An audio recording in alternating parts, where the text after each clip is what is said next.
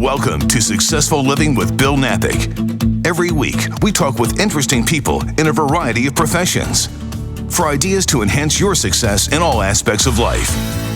Successful Living with Bill Knapik starts right now. Here's Bill Knapik. And welcome to the show. It is Successful Living with Bill Knapik. Thank you for joining us. And Successful Living with Jenna Jackson with P and R Creative. Everybody loves when Jenna's on the show, and she brought some fantastic guests here today. Jenna, let's tell people what they're in store for. It's going to be super. It is going to be super. Hi, Bill. Nice to see you. So today we are super honored to have the founder and owner of the Federal American Grill restaurants with us, Matt Brice. He's got so much going on. He's such a huge part of the communities where his restaurants are. And so he's really excited to talk with us today. And one of my favorite restaurants. Welcome to the show, Matt. Well, thanks. Appreciate you guys having me on. Well, let's tell people, just in case they're not in Houston, we know a lot of people listening at the time of broadcast in Houston as you're covering the whole city in a tremendous way now. Most people know about the Federal American Grill with your 4 locations right here in Houston, but also those that are visiting, listening on the internet. Let's tell people, generally speaking, the Federal American Grill, what they can expect when they go to one of your super restaurants. Well, hospitality first and foremost. So hopefully you'll feel like you're at home walking into one of our establishments. I think our team just does such a great job with that. It's all about the experience. American-made, scratch-made food. Everything's fresh, made every day. Cheeseburger egg rolls are the #1 favorites. You know, you can't pass on the cheeseburger egg rolls. And then also big whiskey list. We're a big old-fashioned bar, smoking gun old-fashioned, flaming old-fashioned. It's a lot of fun. You know, so mostly it's about the experience when somebody comes into our house and really want to make you feel at home. That's our end goal. It's also just such a fun place for, like, I always tell people, Bill, I live close to one of them, the Hedwig location, so I'm That's there my quite favorite, a bit. too. That's the closest for me. I'm there quite a bit, but they're scattered all over. There's one in Shepherd now. There's one in Hedwig, the Memorial area. There's one in Katy, one in the Woodlands. And then Matt's going to talk to us about the 5th location coming soon, not anywhere near those locations. But, I mean, talk to us a little bit, Matt, about how'd you get started in this business? Take us back. I know you've been in it for years and years. Oh, geez, yes. I know. Take us back. Like, what sparked your love for this business? Dishwashing when I was 12. I wouldn't say I loved it then, but had to work, and didn't come from a whole lot of money. But started in it, and then I fell in love with it. The family that gave me my start is a place called Lucky Strike. It's in my hometown, Massachusetts. The family was so amazing. It wasn't even about the restaurant. It was about how the way they treated people. You know, for instance, really quickly, sixth grade, I stayed with them for quite some time. They taught me how to cut fish and meat and cook and all this other stuff. It was pretty awesome. But we really couldn't afford jackets for my basketball team. And so it was a suburban league, and the owner found out about it, and he bought the jacket for me. So just little stories like that go such a long way, and that's how I want Federal to be. It's not just, we just have the ability to impact so many more people in our business because we have about 70 employees in each restaurant. And not only that, you know, we have all the guests coming in, so it's a huge impact. So I fell in love with it right about that time. I'd say right before high school, I stayed with them. So you've really, I mean, I want you to talk a little more about kind of how your career, you know, unfolded, but you've really carried the hospitality and the community feeling with you through the years. Mm-hmm. Talk me through kind of where you went next. What was your circuitous route through this business? Well, I was just so blessed with so many different opportunities. You know, I worked for some mom and pops, and then Brinker International Chili's hired me, and I did all sorts of stuff with them, opened up a bunch of restaurants as a quality assurance manager. So I learned a lot about systems with them. You know, I learned about people from my first experience, what I was just telling you about from the family, then the systems and culture. Brinker had a great culture. This is back in the 90s. And then after that, I was given another great opportunity by Ruth Chris Steakhouse out of New York City. As a general manager there for about 5 years, and that was one of the best experiences of my life. And not only that was the time where now you could take the personal side of people experience and the culture and the systems, and Ruth Chris kind of put that all together, if that makes sense, because of the clientele I'm talking with, the business people, you know, getting them in when we're full, you know, you always have a reservation, you never say no, you know, so it just made that really strong for me to understand all around business. And from there on, just kind of take it to Federal. So you have some great stories over the years. I know one in particular, but I'm sure you have a million, just of like going that extra mile, what true hospitality, never say no means. Do you want to share any of those with us? Oh God, I have so many right off the bat. I guess one in particular, it was a winter day, and I was actually in Milwaukee at the time, and we had just closed down an Italian restaurant. I was working for this other person at the time. It was a different business, and there was a couple standing outside the door, and we had a steakhouse across the street, and we see these people standing outside the door, and so we go running out, and we're like, "Folks, I'm so sorry. We just closed down this Italian place." But we have a steakhouse across the street, so if you guys are hungry, we'd love to have you. Come walking in, talking to the guy for a little while, and I'm like, who the heck? It was Dickie V and his wife, and they were just hungry. So what we did was, they're like, we didn't know who they were. Came in, sat down. They were just so blessed that we did this. I said, here, you want Italian? We had just closed down this restaurant just a few days earlier. I said, everything's fresh over there. Let me go cook for you over there. And we brought them spaghetti, meatballs, lasagna. I mean, we just unloaded on them. And they were eating at the steakhouse across the street. That's so cool. So it's just hospitality all the way. And I mean, this is going to sound like I know you, so I know it's your nature, but stupid question. But why do that? You didn't know they were anybody important per se. You just wanted to make sure they got what they wanted that evening. Why? Why is that so important to you? Because that's why we do. So the only reason I'm in this business personally is to impact the lives of everybody we touch in a positive way, period. That's it. And so I don't care if I was in the oil and gas business or whatnot. I know it sounds a little bit, strange to say it, but it's what I love to do. And I know people that work with me all follow in that same way, is just to impact the lives of everybody we touch. We talk about from the delivery driver who's got a hard job, right? Bringing in all the food, all the beer, all that stuff, and then treating them with the utmost respect, right? So we want them to be the stop where like, oh, we can't wait to go to Federal Grill. Where other restaurants, hopefully not, but might be saying, hey, we don't have time for you. We don't have time. Every little bit matters. So impacting the lives of everybody in a positive way is everything to me. Awesome. Details are so important. One of the great things, Matt, tell us about the evolution of your menu at the Federal American Grill, because that is any restaurant, you have to have a great menu, and yours is tremendous, where there's such a variety of price points, of offerings. And, I mean, someone could get a steak there or, like you said, a hamburger. So how did you evolve to know what the right menu would be? Because apparently it's working real well as you're expanding. So I love that menu. It's certainly come around, but I got to tell you, the first 2 years, we really didn't know who we were. I was cooking every day, for the first at least 7 years of the business, trying to figure out, which path we were going to take in the concept. And so the first 2 years, we were more steakhousey. And then we weren't doing so well. We weren't making any money. And so we were trying to figure it out. And, long story short, we started listening to all of the guests that were coming in. Hey, what would you like? What would you like? And we started to adapt. Took a collaboration of things that I've learned in the past. I've worked under World Master Chefs. I've worked for Chili's. I worked for Ruth Chris. I worked for a bunch of other places. And so it kind of took all the things that worked well and really made it into ours. The cheeseburger egg rolls were a overnight thing. I went to bed one night on a Friday night, and actually Saturday morning I was dreaming of these things. I don't know why. Don't ask why. Inspiration. Obviously there's inspiration. So I woke up the next day. I made about 30 different recipes, and until we got it right, I had people trying it. They were so sick of them. Like, Matt, come on. Anyway, so the evolution just kind of came over the course of, honestly, probably good 5, 6, and still now trying to stay innovative each and every day.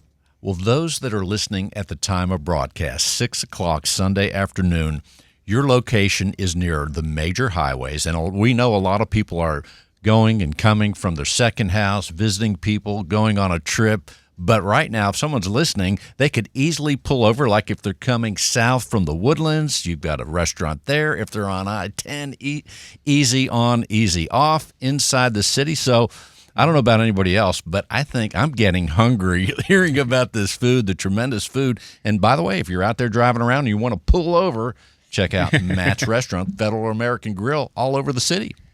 So tell us a little bit, Matt. You've got another restaurant opening up soon. Talk to us about where that's going to be and how that came about. Well, Scottsdale, Arizona. It's actually a Phoenix address, but it's on the Scottsdale line, so it's northern Scottsdale corridor. And it's just amazing out there. I have the main reason is my closest friend for 25 years. He and I have run restaurants together for a long time. He's my brother, and his name's Steve Parker. And Steve's moving and building a house out there. It's already built, and so he and his family are going to move out there. And we're really building this around him. There's nobody more that I trust, and he knows exactly who we are, how we operate. We did this together. And so when you talk about bringing our culture to Arizona and being part of the community out there, the first thing we're always going to do is invite the first responders, veterans, whatnot, to our openings, as an invite to say thank you for what they do every single day. Steve just gets it, so he's the guy. And that's the main reason. Obviously, the demographics have to fit, and it does fit with the traffic, income, and the whole area. So it's just really praying it goes well. And, I spent a lot of time out there and really getting to know the area. And when are you expecting that to open? Late fall or? Yes. And, as of right now, it's looking towards the end of November now. So what's happening out there right now? It's exciting to see. It is. I'll be out there next week, so I'll try to take some pictures and send them your way. But we just started construction, so we did demolition was done for a little while. Now construction, we're in the permitting phase, so we can only do so much. We got to wait for the permits to come through. It is construction going up. We just can't close any walls. And so I think we're going to start to see a lot of things going on here. We'll have some great pictures to show you in about 2 months, because that's where you're going to really start to see things come along. That's very exciting. How exciting is it for you when you go into a new community, whether it's another part of Houston or now Scottsdale, Arizona? Do you still get butterflies before the opening? I mean, how exciting is that? It's my favorite part. I love learning, and that's one of my favorite things is just learning the area, learning the people, learning.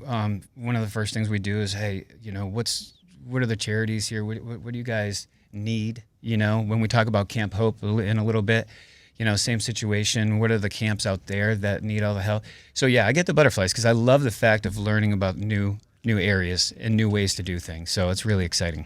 That's awesome. I'm excited to see it. What do you do when you choose a location, Matt, whether it's the ones here in the Houston area or as you're looking at Arizona? What are the things you look for to know that you're going to have a successful location and be able to serve all the people that you want to? Well, first thing you got to do or is that it might be a trade secret? I don't know. No. I'm happy to share. I have no secrets. No secrets here, Bill. Hey, you want to open up a restaurant across the street from me? I want you to be so successful. I just want to be that much better. But there's a lot of things that go into it. Obviously, what's missing? So is Federal a good fit? You don't want to put a Federal next to a Federal, right? There's a few different restaurants that could be similar. But then you look at demographics. You look at income, of course. You look at traffic. That's a big deal. So you don't want to be too desolate, somewhere off the beaten path. So there's a lot of reasons for going into certain areas. We're looking up in Frisco. I'm really hoping to get this deal done in Frisco, and we're only going to open up. And that's Frisco, Texas. Frisco, Texas. Someone might say, "Hey, San Francisco," but we're talking Frisco. We're staying in the state on that one. Sure, and there's so many other areas, but I'm not looking for this super growth without doing it great, and that's important to us. So if we find the person, which we have somebody that is dying to move up to Dallas that we trust wholeheartedly, and that's the reason. So we're trying to build these around people we trust because we want to make sure that we hold our culture strong, not just put a box there, right, and then hire people around it and do it wrong. We're going to hear more from Matt Brice, owner of the Federal American Grill, and Jenna Jackson with P&R Creative. Stay with us, please. As we continue with Matt Brice, owner of the Federal American Grill, and Jenna Jackson with P&R Creative, we're talking about food. We're talking about your locations. Again, as people are driving around, they may be getting hungry because it's dinner time. And if you're tuning in on the internet, when you're in Houston, check out the Federal American Grill. One of the things, Matt, again, the menu is so super. The steaks, that little appetizer, you mentioned the cheese, the egg roll cheeseburger, but also that fried oyster is done in a way that's delicate, super flavorful. That's one of the great appetizers on there. That was an original. That's actually been on there since we opened day one. Tremendous. And it's done with rice flour, which people love, so it makes it a little crispy. By the way, gluten-free. There you go. That might be, yeah. And then we put a little spicy ranch on top of it. They're really delicious. Well, here we are. Many challenges abound in this economy, in this world right now. It's almost exciting, and it's also a little scary what lies ahead. But we've been through a lot, right, Jenna? As far as the challenges from the COVID, finding the right help, keeping help, having enough help to serve the people. Let's tell people some of the challenges that you've faced and are doing so well with. Sure. Obviously, there are quite a lot of challenges. Supply chain's been obviously kind of a mess. I don't know when it's going to come back around. There's a lot of things that are missing when you're trying to order your specific items. They're not always there. That has been a challenge. The rise in pricing, I would just ask everybody listening, very important, to really understand what the restaurants are going through when you're visiting, and understanding that everybody's trying to do their best to, get back to where we were before. And it's tough because when you're looking at chicken, for instance, is since 2019 is 100% more than it was in 2019. 100%. 100%. I kid you not, and I'll tell you because I'm an open book. We buy some amazing chicken, by the way. I'm prideful in the chicken that we buy. We pay $7.34 a pound. God. It's insane. If you ever when you go buy chicken next, you should see your normal chicken used to be $2.50, But the rising prices, beef is 50% over 2019. We're not looking at 2020 prices, obviously. You're looking at seafood and everything's about 30, 40% more than it was in 2019. Not only that, you guys we talk about inflation all the time. You hear it on the news every day. Look at gas pricing, everything. But with the restaurant, that's exactly our challenges each and every day. We just hired a purchaser to help us control these pricing and get us better prices so we can keep them down. But when you visit your restaurants, know that they're trying to do the best that they can. And the prices we've had to do many price increases. You will see restaurants go out of business if they don't do that. So unfortunately, we have to pass that along to the consumer because we have no choice. We're not trying to gouge anybody. We're not, I want our prices to lower. I don't want them to be steakhouse prices. When going back to a question you asked a while ago was, what makes us so happy and prideful at Federal is that you can come in and spend $10 or come in and spend $100 because you can come in and get cheeseburger sliders for $10, or you could come in and buy a ribeye for $70 and have a drink. So it's got this price point where it's really approachable, and that's very important to us. But with these pricing and the way that the economy is going, and we're really trying to control this. It has not been easy. So I've heard other restaurant owners, just friends of mine in the community out there, say they've had to remove certain items from menus. They've had to increase pricing far above what they would choose to, like you're talking about, or they'll go bankrupt, literally. It's not how difficult has that been? And kind of, you touched on it, but what do you really want your customers to know? You're honest with your customers. You're an open book. Yes. What do you want to make sure they know from this? Well, from our standpoint with Federal Grill, so you can go two ways with this. One, you can go buy a cheaper product and lower your quality and standard, which we will not do. And I do want everybody to understand that we have purchased and still buy everything that's the top quality that we've always had. And I'd rather raise the price and have our consumer and guests know that when they come in, they're getting the best product. They may have to pay a little bit more for it. But I'd much rather that than go the other route and give a superior product. It's just not who we are. So you still know what you're getting when you come to a Federal. You do. That's You're getting the same product that we got before. We had a few challenges for a little while. We had to take some items off. We didn't take anything off. We just had to tell people we had a problem with pork for a little bit. We had a problem with even ground beef for a little while, where we just said, okay, for 2 days we actually ran out of ground beef. Only 2. Because we wanted our ground beef, so we get ours from RC Ranch, which is local here. They're awesome. It's amazing. It's good stuff. You're going to love that, Bill. So. Well, I'm glad you mentioned we got to the ground beef because I want to transition that a little bit to beef in general as far as the quality, especially your experience at Ruth Chris. So you have a great knowledge of the beef. And let's talk about the steaks. And when someone gets a hamburger, even the Philly cheesesteak, which is tremendous. Again, I'm getting hungry.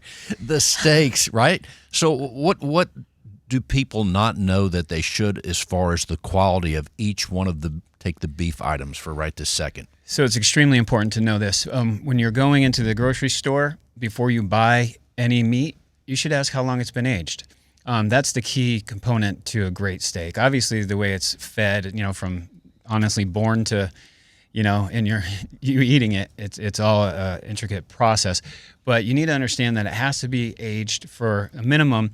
Ours are 28 days minimum. So a lot of times you'll see 21 to 28. There's many different types. There's prime, choice, select, and all this stuff. We only deal with prime, just like the steak houses. So when you come in our restaurant, you're getting the same steak, that same quality steak as all the steak houses. We're just not a steakhouse. You get a side with them. So you got to understand it's really interesting. So the longer you let them sit there, 28 days, out of packaging is even more important because they get softer. So when you touch your finger on it and it bounces back too quickly, it's actually not ready. You should be able to push your finger gently into it, and it should be really soft.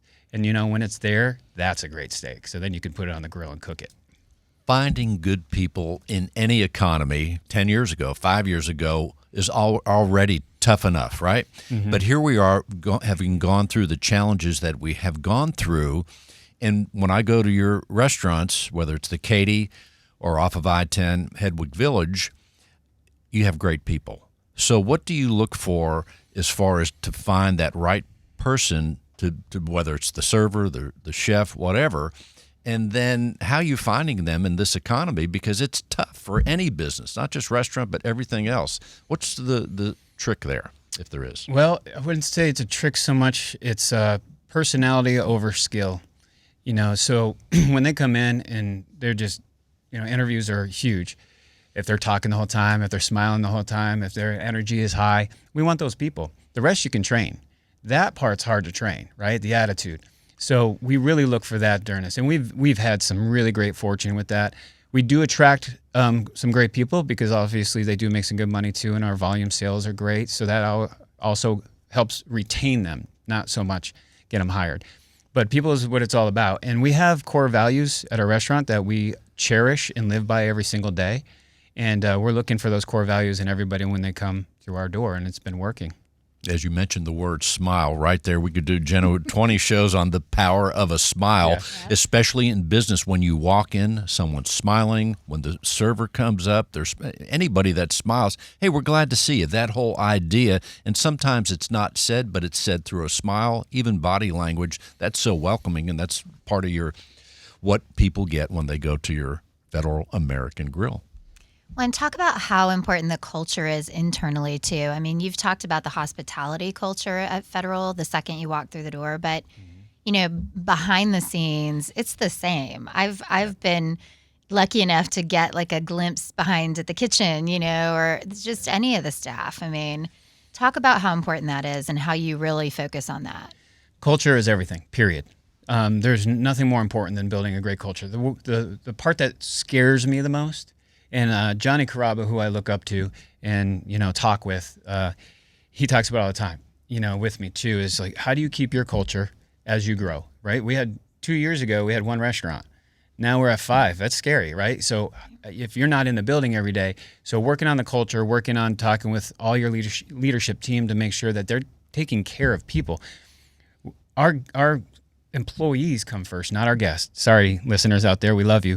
But our employees come first, and if we take care of each other honestly and wholeheartedly, understand where somebody lives before you tell them, hey, we don't need you to come in today. Understand the problems outside the restaurant. It's a lot. 70 employees in one restaurant is a lot to understand. But the closer we are, the more open we are, the culture just stays that much stronger because they understand that we know what they're going through. And it's not easy to do that. So now fast forward and we have, going on 5 restaurants. Culture is everything. And if we ever lose that culture, then I know that, we'll just see everything else go the other way. Because happy employees equals happy customers, right? Period, yes. I mean, it just makes sense. You empower your employees. They love their jobs. They want to do them to the best of their ability. Yes. It's a great restaurant. Right, and empower them. And that's what we work on. It's our biggest word, I guess you could say, is that we're working on right now is empowerment. Don't micromanage, just empower. If everybody's got great ideas or some ideas, let them run with it. And so that's what we're open to is suggestion from everybody that works with us. When you go to another restaurant, maybe you're traveling or just doing research, or maybe you're just hungry and you want to go somewhere else here in Houston or anywhere else, I would think as a restaurant owner, even as a customer, I'm taking notes all the time because this is a big subject for me. However, what is your mindset when you go to that restaurant, Matt? I guess you have a learning mode where you want to get an idea, or what happens when you're disappointed and they fall short in the service and the food may not come out properly. So, yes, I travel a lot, and when I do, I usually have a plan, and that is to go to about 20 restaurants in a day and a half or so. I want to go with you. Oh, yeah. I mean, this is right It's down a my lot alley. of fun. When I go from New York to Arizona, it doesn't matter where. You name a lot of the restaurants, and I've probably been. But that's exactly, Bill. I'll go to restaurant. I'll look at first is the greet what's the greet like? And we're trying to get better. We're not perfect. You're going to walk into one of the restaurants. We're going to make mistakes. But as I'm out there, I do look for, hey, what are they doing great? What is that plate? What's that dish? What silverware? I turn chairs upside down, Bill, to look at the name and the manufacturer because I'm curious where they got it from. So that's the funnest part, to be honest with you, is just going out and understanding like what other people and the successful restaurants, why they're so successful. Yeah. You know, so it's a lot of fun. It's exciting to take those notes. And I'll tell you, one of the things I hated and still hear it now, if you're by yourself, especially when I used to travel for, 25 or so years, I was at restaurants all the time. But when they say just one, I'm like, what do you mean just one? Right. I mean, thought I was somebody, I'm right? pretty amazing. I mean, it's gonna be you fine. don't know me, but, See, but that's you don't say that. I don't wait for that. I just go. I beeline it to the bar. Yeah, you know. So same. no, but I sit at the tables on purpose because I'll do the high top tables, and that's kind of the way. That's what Federal's about, by the way. Is we have the high and the low top tables, but the high top tables are really inviting, especially to the ones. Exactly. Yeah. And that's what I like. Is I like going there, and you get the same experience as a sit down dinner in the dining room. Well, as we take another quick little break, stay with us, please. Matt Brice, owner of the Federal American Grill, and Jenna Jackson with P&R Creative. Stay with us. Welcome back to the Successful Living Show. I'm Emma. Hey, Emma, welcome to the show. You are Matt's daughter. We're glad to have you here. Also joining us is David Maulsby. He is with Camp Hope, doing tremendous work helping veterans. David, welcome to the show. Thank you for allowing me to be here. Well, Appreciate it. let me tell you, I've heard a lot about you listening to the Michael Berry Show, and Camp Hope is so important. Let's tell people, first of all, what Camp Hope is. So Camp Hope is a residential program of the PTSD Foundation of America. We're bringing in America's combat veterans from all across the country, every branch of the military, every era of war.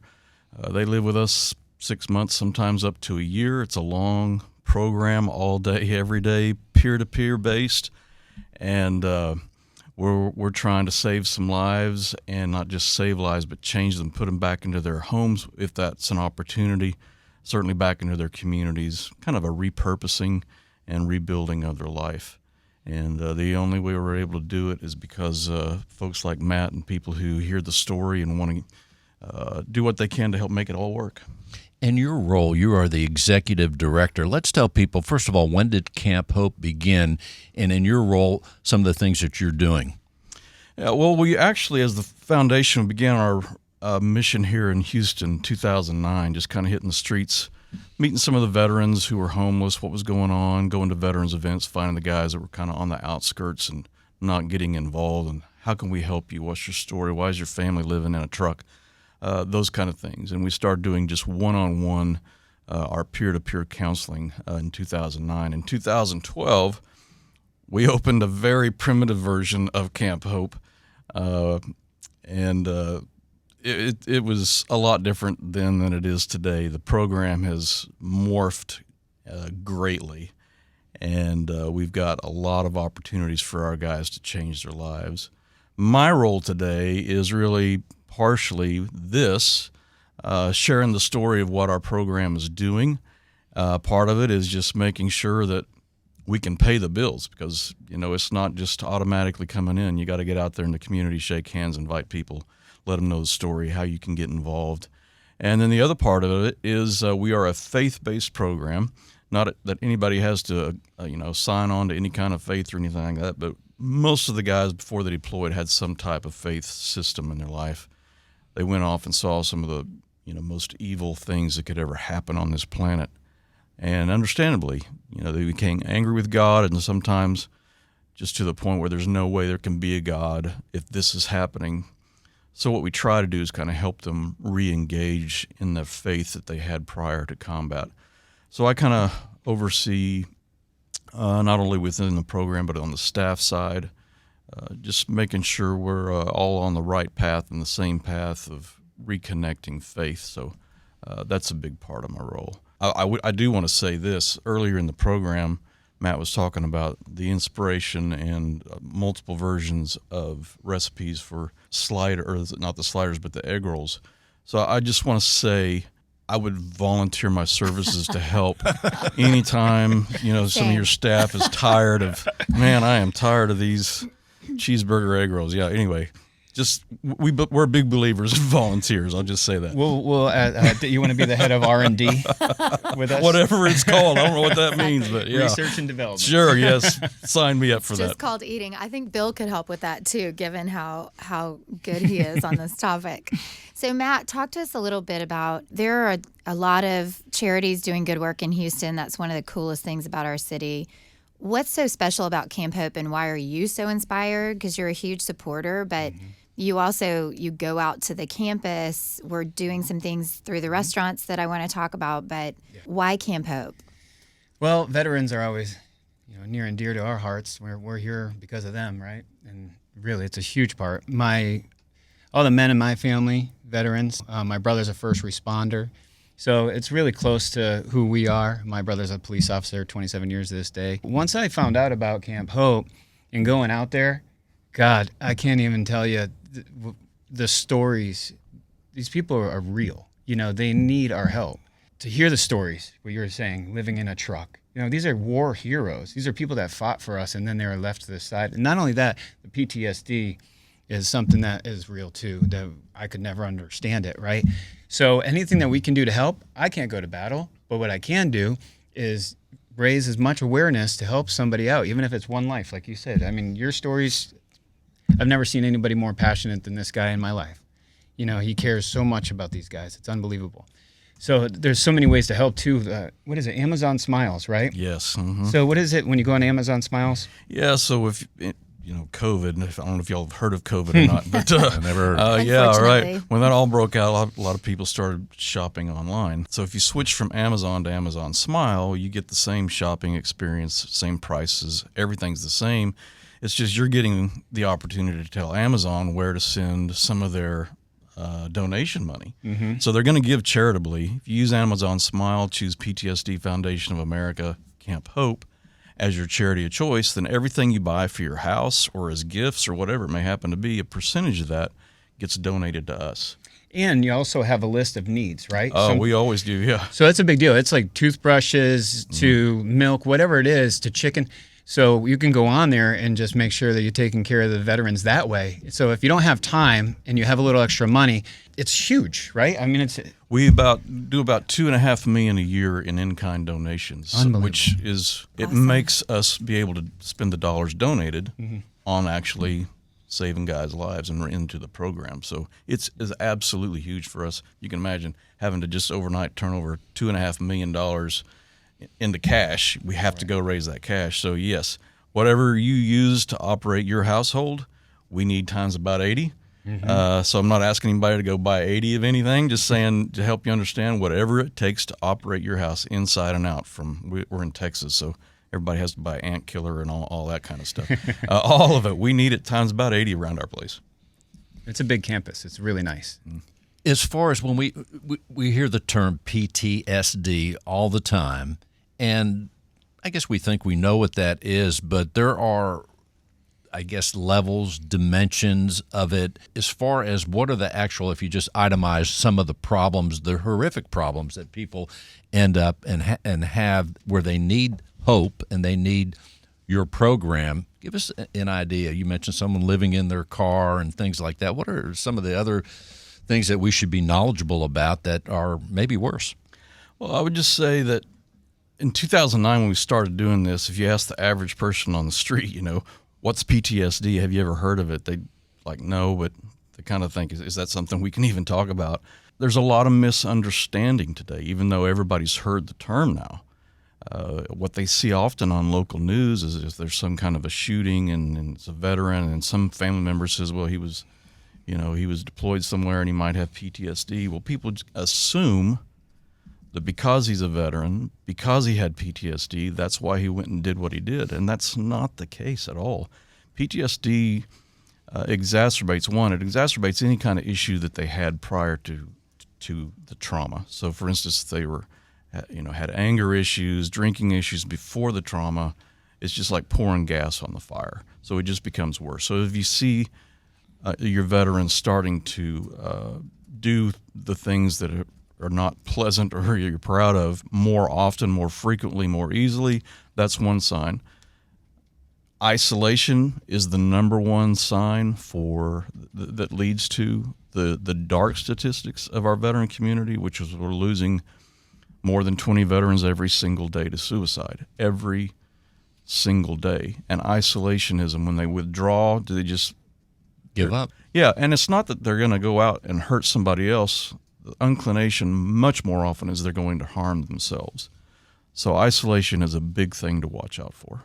Well, as it's called Camp Hope, some of the veterans are at the end of their rope and don't know what else to do. Like you said, there's the withdrawal aspect, and then some of them go to the worst scenario. Well, I would take it a step further than their last stop. Many of the guys that made it to us are either coming from a veterans court, which means they have some felony issues, coming from a psych ward. The vast majority of them have attempted suicide before they get to us. Already. So that's kind of a typical and a norm that we have around our place. They're fortunate to even be alive. If they are alive, they should probably be in jail. But we've been working with veterans courts for a number of years, and now we've been able to bring guys in from all across the country and see some absolutely amazing life change take place. It feels like, I mean, just from, my history as a journalist, as somebody just kind of looking at the system, it feels like a big crack that our veterans are falling through.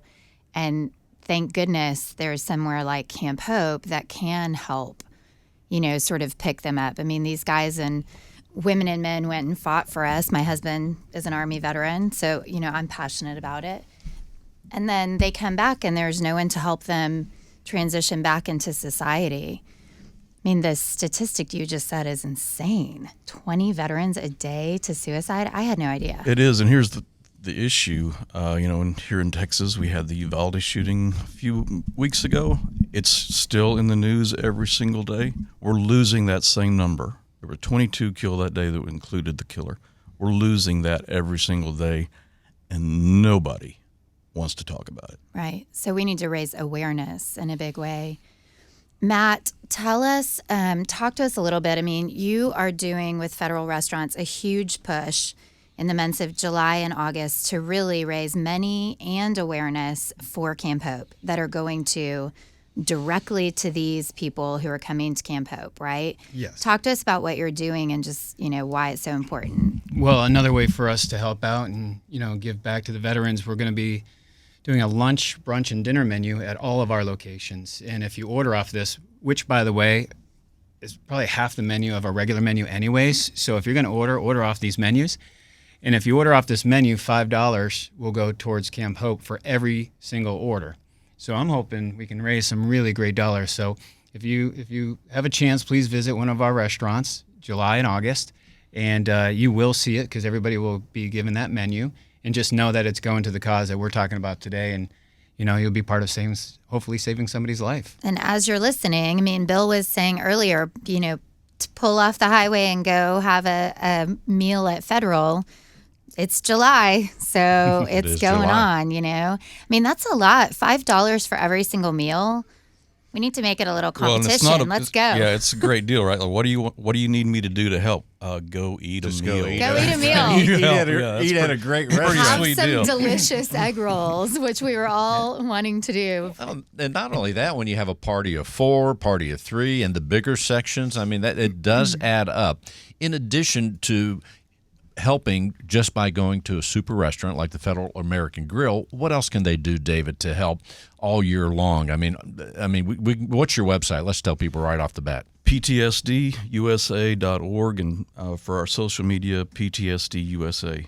PTSDUSA.org, PTSDUSA.org, and social media is PTSDUSA.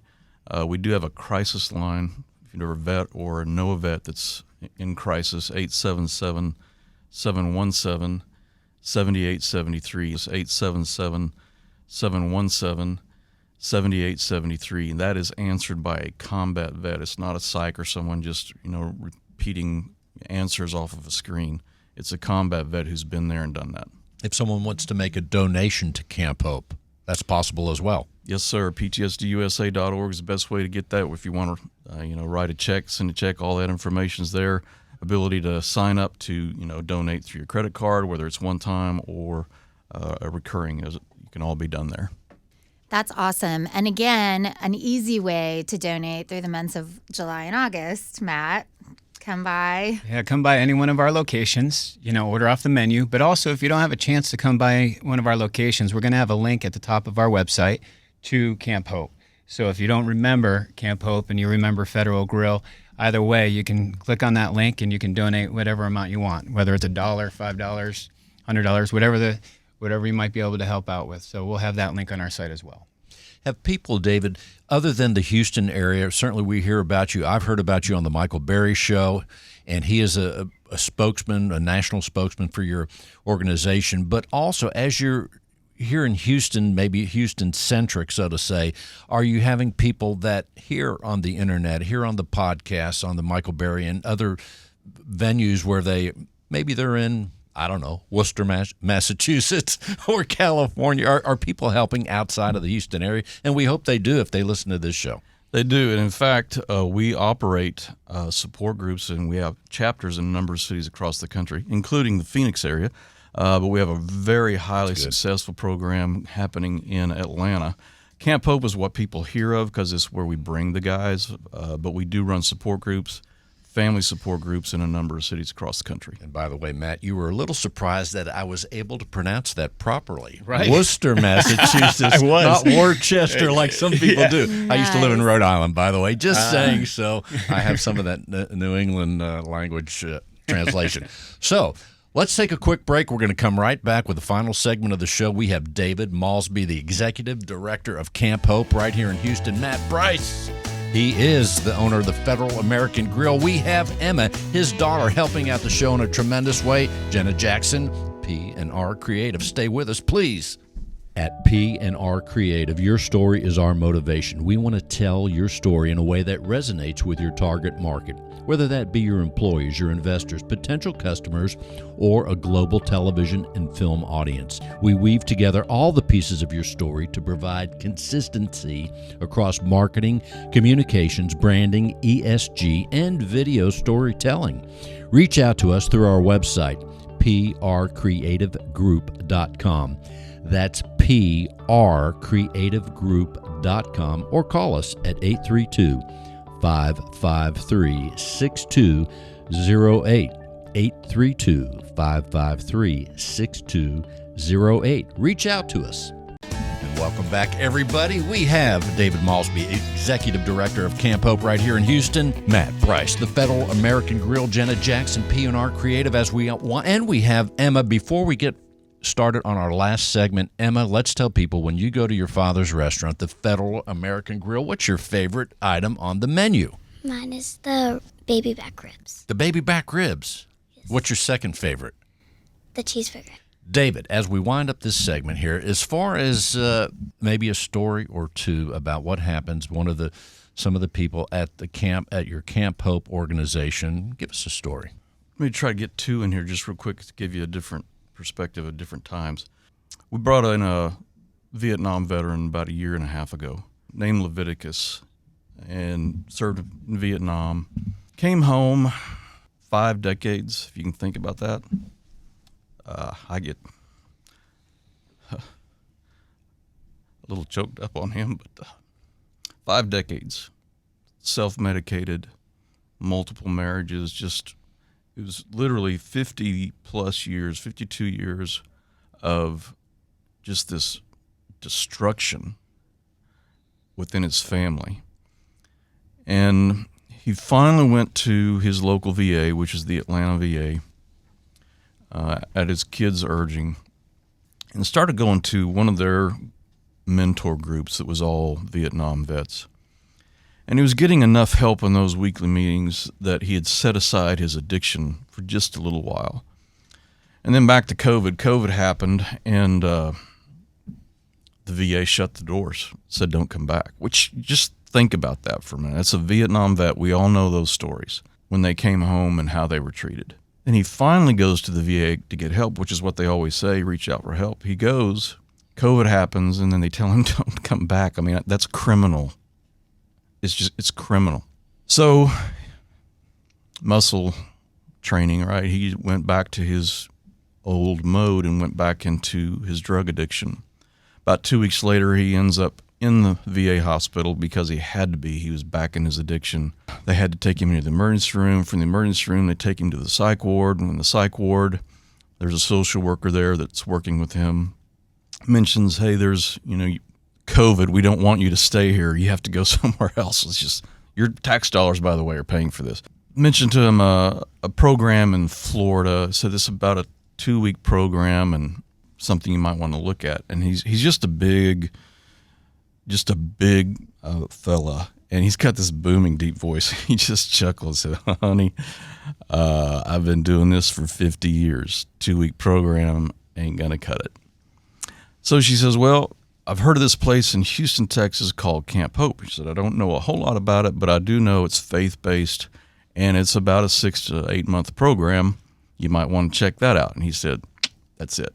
Sign me up. How do I get there?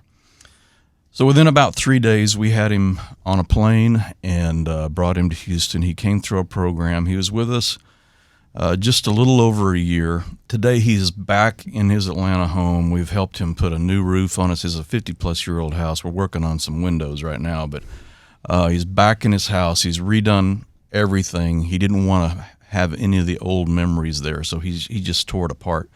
So we're helping him kind of rebuild that. But the much more important thing than his house is he's rebuilding relationships with his families. He's spending time with his kids, and he hadn't done that in a positive way. Literally, it was 52 years from the day he stepped out of Vietnam to the day he stepped onto Camp Hope. And he will tell you unequivocally, Camp Hope saved his life.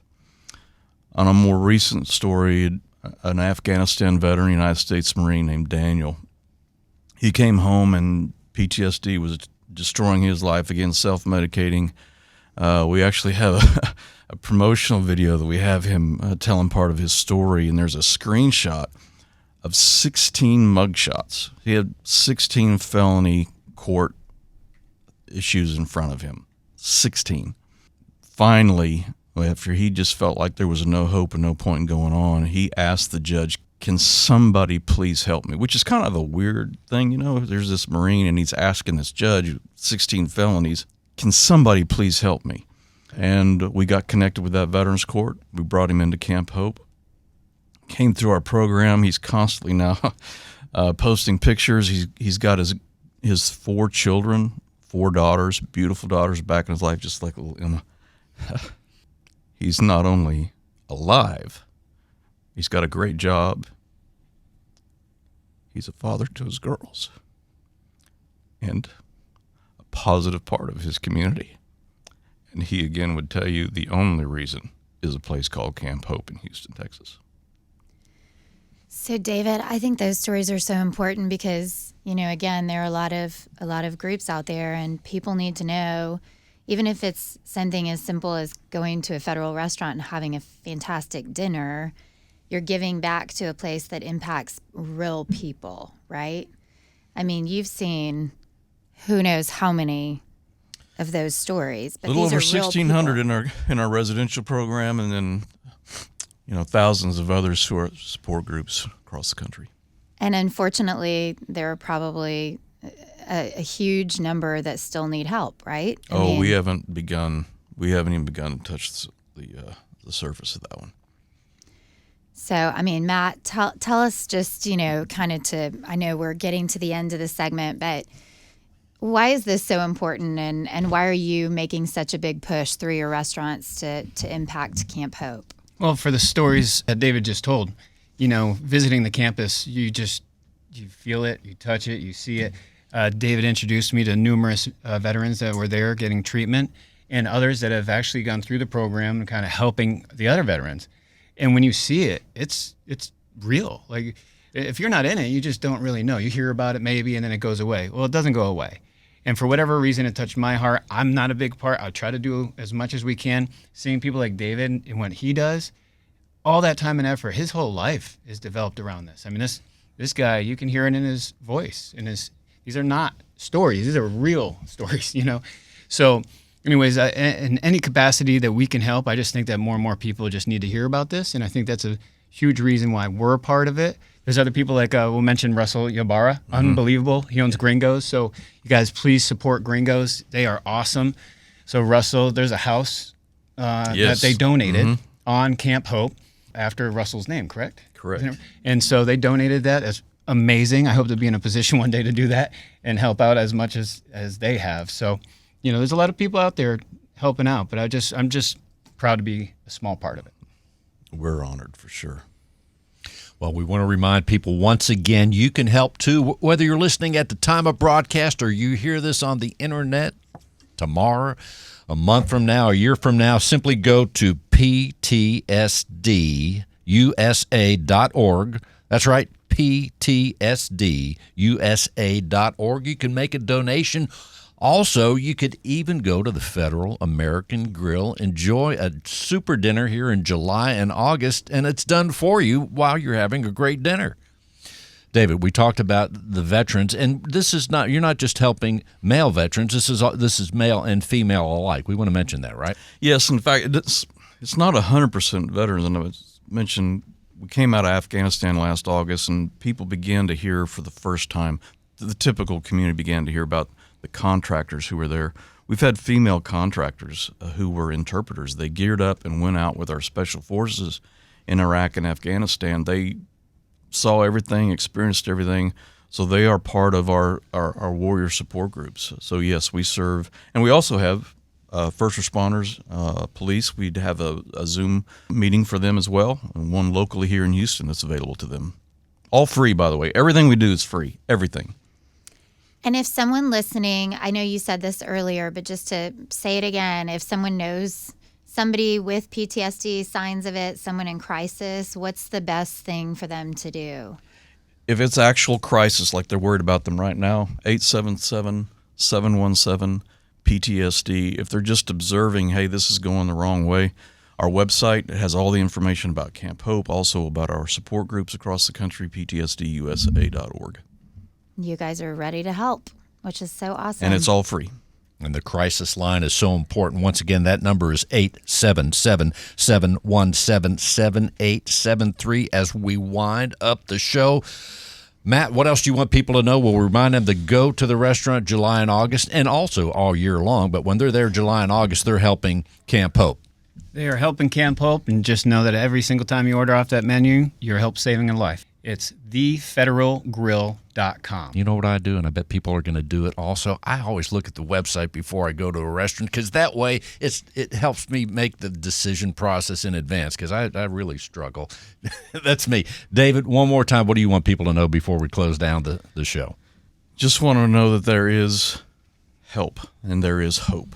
And there are some people around this community that do actually care, including Matt Brice. Just thank you to you guys for being here. Emma, thank you for making it extra fabulous. And Bill, as always, thanks for having us. Thanks for putting this all together, Jenna. You're incredible. I said it the last show, I think you know everybody in Houston. I'm just going to hang around you. You're super awesome. P&R Creative is doing tremendous work. Let's tell people the website. You're helping people tell their stories, whether it's via video and everything else. What's the website of P&R Creative? Sure. It's prcreativegroup.com. So if you need any help telling your story, nonprofits, companies, social media marketing, PR, let us know. We'd love to help. prcreativegroup.com. Thank you all for listening to the show, Successful Living with Bill Knapik. Today, Successful Living with Jenna Jackson, with Emma, with Matt Brice, and David Maulsby. Thank you all for listening. You can also go to radiobill.net. You can see past shows. It's the entrance to the YouTube channel and so much more. Thank you all for listening. We'll see you next week. Thank you, everybody. And thank you, Heather, for being our show photographer and so much else. Heather's right here with the Federal American Grill, helping Matt and helping the company in a tremendous way. Thanks, Heather. Yay. All right, we'll see you next week.